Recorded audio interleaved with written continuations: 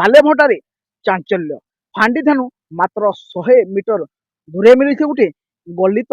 ଶବ। ଆଜି ଫେନ୍ ଗୋଟେ ଘଟଣାଟା ସାମ୍ନାକେ ଆସିଛି ଯେନ୍ଟାକି ସାଲେଭଟା ଫାଣ୍ଡିରୁ 100 ମିଟର ଦୂରିଆ ହେବା ଯେନ୍ ସାଲେଭଟା ସାପ୍ତାହିକ ବଜାର ଯେନ୍ ରହୁଛି ସୋମବାର ବଜାର,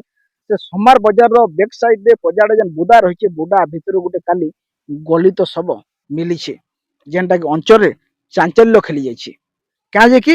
ସେ ଶବକେ ଦେଖିଲା ପରେ ସହଜରେ ଗ୍ରହଣ କରିନି ପାରବାର ଲୋକେ ଚର୍ଚ୍ଚା ହେଉଛି କାଳେ ହତ୍ୟା କରାଯାଇଛି।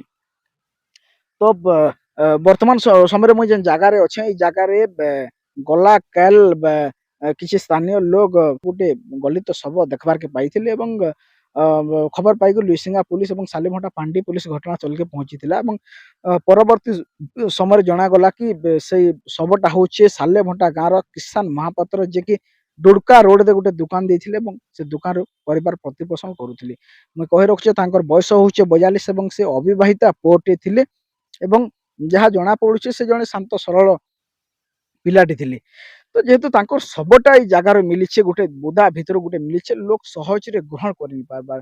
କାହିଁକି ମୁହଁରେ ତାଙ୍କର ପୁରା କଲା ପଡିଯାଇଛି ଏବଂ ଶରୀରର ବିଭିନ୍ନ ଜାଗାରୁ କ୍ଷତାକ୍ତ ଚିହ୍ନ ରହିଛି। ତ ନିହାତି ହତ୍ୟା ବୋଲିକରି ସନ୍ଦେହ କରାଯାଉଛି। ଯେତେବେଳେ ଆମେ ଏଇ ଘଟଣାକେ ନେଇକି ତାଙ୍କର ପରିବାର ଲୋକଙ୍କ ସାଙ୍ଗେ ଯୋଗାଯୋଗ କରିଥିଲୁ ତାଙ୍କର ଭାଇ ଯାହା କହୁଥିଲେ କି ରବିବାର ଦିନ ସେ ନିଖୋଜ ଥିଲେ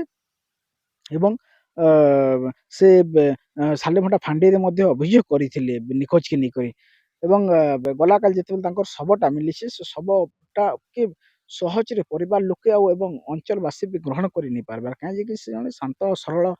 ପିଲାଟେ ଥିଲେ ଏବଂ ଗୋଟେ ବୁଦା ଭିତରୁ ଗୋଟେ ଶବଟା ମିଲବାରଟା କି ସହଜରେ ଗ୍ରହଣ କରିନି ପାରବାର କାହିଁକି ତାଙ୍କର ବଡିର ବିଭିନ୍ନ ଜାଗାରେ କ୍ଷତାକ୍ତ ଚିହ୍ନ ଥିଲା ଏବଂ ମୁହଁ କଲା ପଡି ଯାଇଥିଲା। मुई सालेभटार किशोर महापात्र जेन भाई खराब होइछे मुई तार बड़ भाई है। मोर ना हूँ किशोर महापात्र मोर भाई ना किशोर महापात्र। से 18 तारीख रविवार दिन सकालू केने आड़के गला जे जना नहीं पड़ला घर के नहीं गला टोटाली। परदिन गली थाना के एफआईआर दे तेरू सकाल बेली देखा चुआ कले बेल के सालेभटार बजार पछाड़े गोटे बंद अच्छे से बंद साइड्रे पड़ी सेतके बेलू देखला पर लोक भी डाउट लगुच किए पिटामरा करी असुविधा करछन बाकी जना पड़ुचे लोक भी आर लोकर आत्माटा भी डाकुचे सेन्ता बहुत पूरा पिटामरा करी मुँह पूरा ब्लैक होकर खड़िया खबरा होकर पेटर छाल छुली उछली करी पूरा उबुड़ होकर हेन्ता अवस्था पड़ा पूरा से शत्रुता तो किसी हेन्ता नहीं जना पड़ूता हमको बाकी तार दी पा देखला बेल के जेन हिसाब से आघात होइए लोक ताने पूरा डाउट लगुचे ताने किए पिटी मारिक असुविधा करछन बाकी लगुचे लोक रविवार दिन आज मंगलवार गला आज डेड बॉडी पाइछन रविवार दिन ठानु मारि दिछन बोली भाबुछन हेन्ता तो मुई कहि नहीं पारे आज्ञा मोर हेती ज्ञान नहीं हेती भितर और मुई कहि नहीं पारे रविवार दिन है कि सोमवार है कि आज सकालू हेटा मुई टिके कहि नहीं पारे से जगह के मुई लास्ट टाइम के जाइए और लास्ट टाइम के देखी मना कले सबे जे तू बड़ भाई आओ संभले नहीं पारू नहीं जा बोले जे मुई नहीं भी जाइए एका लास्ट टाइम के गली कहाँ दाबी करमी थाना रे दिया है जेनटा करबे से आज्ञा माने करबे सबू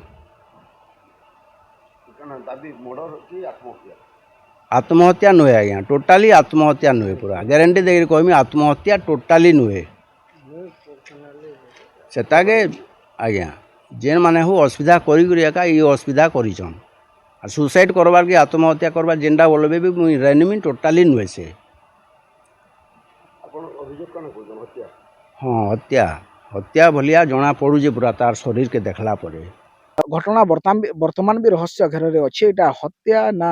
आउ काना तांकर संग घटीचे सेटा कारण अस्पष्ट रही पोस्टमार्टम लगे पठा होइछे तो पोस्टमार्टम रिपोर्ट आसला उतारू ही घटनार सत्यासत्य जना पड़वा।